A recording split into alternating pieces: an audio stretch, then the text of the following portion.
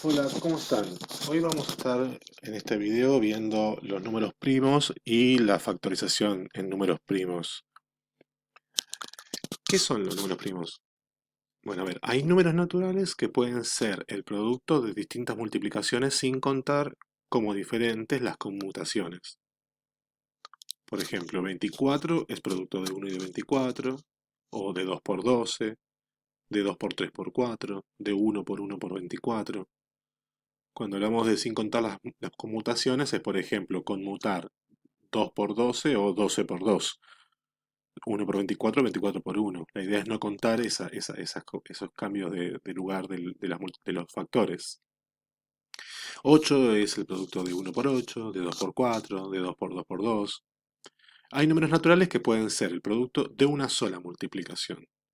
17, por ejemplo, solo se puede pensar como producto de 1 multiplicado por 17.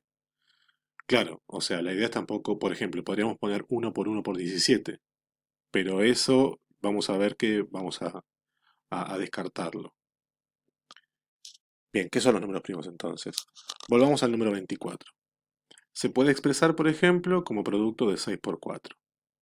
Pero a su vez 6 se puede expresar como producto de 2 por 3. Y 4 se puede expresar como producto de 2 por 2. Pero 2 y 3 ya no se pueden descomponer como producto de otros dos. Bueno, salvo 2 y 1 o 3 y 1. O sea que 24 se puede expresar como 4 por 6 y a su vez como 4 se puede expresar como 4 se puede expresar como 2 multiplicado por 2 y 6 se puede expresar como 2 multiplicado por 3. En definitiva, 24 es 2 por 2 por 2 por 3. Entonces, estos números que ya no pueden descomponerse como multiplicación de otros son los que llamamos números primos. De todas maneras, eso no va a ser la definición. ¿Y entonces cuál va a ser la definición? Bueno, notemos que estos números, los primos, tienen únicamente como divisores a uno y a sí mismos. En cambio, los otros tienen otros divisores también. Por ejemplo, 24 tiene como divisor a 4, a 6, a 2, a 3, a 1, 24, entre otros, ¿no? No dije el 12, por ejemplo. Bien, genial. Usemos eso para definirlos entonces. Lo que pasa es que el uno también tiene como divisores a uno y a sí mismo. Es decir, no podemos usar entonces los números primos son aquellos que son divisibles por uno y por sí mismo, porque el uno es divisible por uno y por sí mismo. Y no es conveniente que el uno sea primo, y ya veremos por qué. Un poco apareció antes, pero ya va a seguir apareciendo. Bueno, entonces, ¿cómo definimos a un número primo? Bueno, la definición que vamos a dar es esta. Un número Eh, primo es cualquier número natural que tenga exactamente dos divisores naturales. ¿Está bien? Entonces dijimos, un número primo es cualquier número natural que tenga exactamente dos divisores naturales. Con esa definición dejamos adentro a todos los que queríamos y quitamos al uno, que no lo queríamos como primo. Bien, pero ¿por qué no queríamos al uno como primo? Bueno, por el siguiente teorema. Este teorema involucra la factorización en números primos. El teorema dice, todo número natural mayor que 1 es primo o se puede expresar como producto de números primos en forma única, salvo conmutaciones. Esa multiplicación de primos se llama factorización. Por ejemplo, la factorización de 24 es 2 por 2 por 2 por 3, que es lo mismo que poner 2 al cubo multiplicado por 3. Es decir, 2 al cubo multiplicado por 3 es la factorización de 24. Y como 2 y 3 son números primos, únicamente 24 se factoriza de esta forma, 2 al cubo por 3. No hay otra multiplicación de números primos que me da 24. La única multiplicación de números primos que me da 24 es 2 por 2 por 2 por 3. Y decimos salvo conmutaciones, bueno, porque podría ser 3 por 2 por 2 por 2, pero consideramos esas dos posibilidades como la misma en el fondo. ¿Y por qué quitamos al 1? Y porque podríamos haber escrito 2 por 2 por 2 por 3 por 1 por 1 por 1 por 1. O por 1 por 1 por 1 por 1 por 1 por 1. O por 1. Entonces es un problema porque habría así otras distintas multiplicaciones. Justo 1 es el número neutro para la multiplicación de números. Entonces, 1 no es un número primo. Por definición no lo es porque no tiene exactamente dos divisores. Y la razón por la cual no queremos que sea tiene que ver con este teorema. Bueno, ¿y cómo factorizo un número? Bueno, hay muchas maneras de hacerlo, yo voy a mostrar una y ustedes pueden encontrar otras, por ejemplo, en videos de YouTube.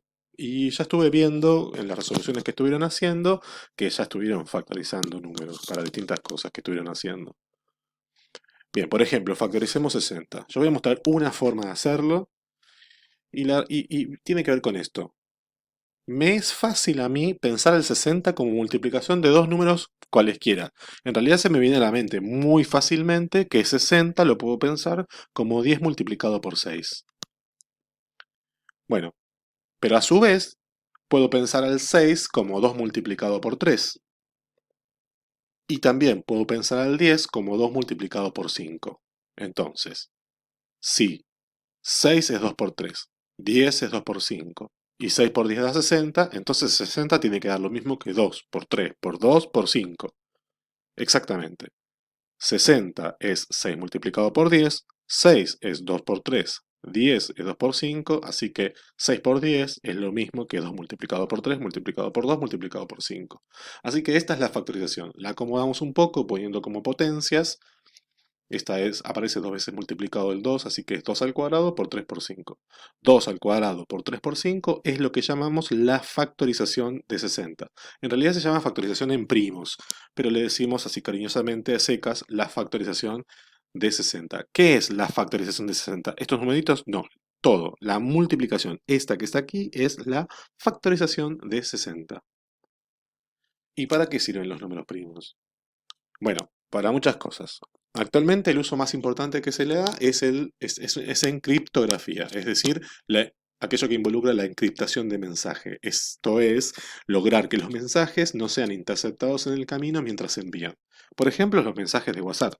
Digo, la idea, si efectivamente están encriptados, y parece que sí, vieron que a veces aparece un cartelito de confirmar claves y esas cosas con otro contacto.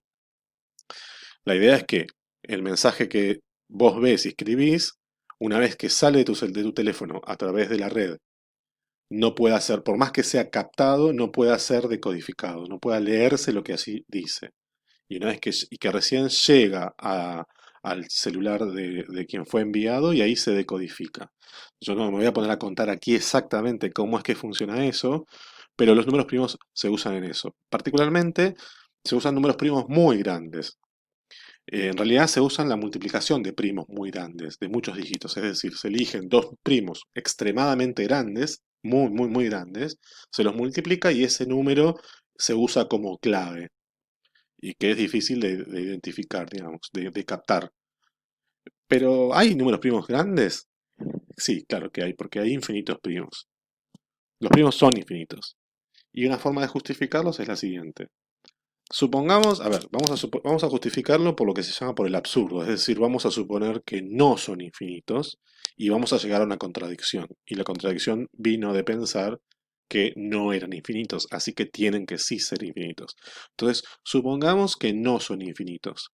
Eso quiere decir que hay una cantidad exacta, finita de primos. Por ejemplo, supongamos que hay n primos. No sé, 100, 2000, 1.000.000, 3 trillones de primos. O sea, yo estoy imaginando momentáneamente que son infinitos, que no son infinitos, entonces hay una cantidad n de primos. Llamemos a cada uno de esos primos p sub 1, p sub 2, p sub 3 y así hasta p sub n. En total tengo n primos. Imagínense tantos como quieran, pero una cantidad finita, suponiendo que no son infinitos. Bien, ahora armémonos este número. El número que nos armamos es el que conseguimos multiplicando entre sí a todos los primos. Multiplico el primo 1 por el primo 2 por el primo 3 y así hasta el primo n.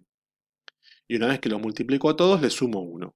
Bueno, el número que obtuve es un número mayor que todos los primos, ¿no? Porque los multipliqué entre sí dentro de los números naturales. Cuando yo multiplico dos naturales, el resultado da mayor que ambos. Y si además le sumo 1, bueno, dio mayor. Así que obtuve un número que es mayor a 1. Pero fíjense esta particularidad. Este número que acabamos de conseguir, de inventar, supuestamente multiplicando los finitos primos, es un número que no es divisible por ningún primo, ¿no? Cuando yo hago un número por otro, por otro, por otro, por otro, por otro, y le sumo uno. Ahora quiero hacer la división de esto por el primo uno. Cuando haga la división de esto por el primo uno, el resto me va a dar uno, ¿no? Porque toda esta multiplicación de primos es múltiplo del primo uno. También es múltiplo del primo 2, es múltiplo del primo 3. Así que si yo le sumo uno, mm, quiere decir que cuando lo divida por el primo uno me va a dar resto uno, ¿no? Entonces no va a ser divisible por el primo uno. Entonces aquí me construí un número que no es divisible por el primo uno, que no es divisible por el primo 2, que no es divisible por el primo 3, y así no es divisible por el primo n, no es divisible por ninguno de los supuestos finitos primos. Pero entonces, si no es divisible por ninguno de los primos, no puede ser divisible, es solamente divisible por uno y por sí mismo, tiene exactamente dos divisores, entonces es primo. Pero ¿cómo puede ser? Si yo ya tenía a todos los primos, este número supuestamente es un primo mayor que todos los que ya tenía, acá hay un absurdo, acá hay una contradicción. Claro. Y la contradicción que se generó vino de pensar que había una cantidad finita de primos, que no había infinitos primos. Entonces, entonces esto justifica que hay infinitos primos. Bueno, ¿y por qué los primos se usan para criptografía? Bueno, porque para saber si un número es primo o no, o bien tenemos que tener algún criterio, como por ejemplo el criterio del 2, el criterio del 3, o bien hay que dividir ese número que te digo, o ese número que me dieron, por cada número que sea menor a él.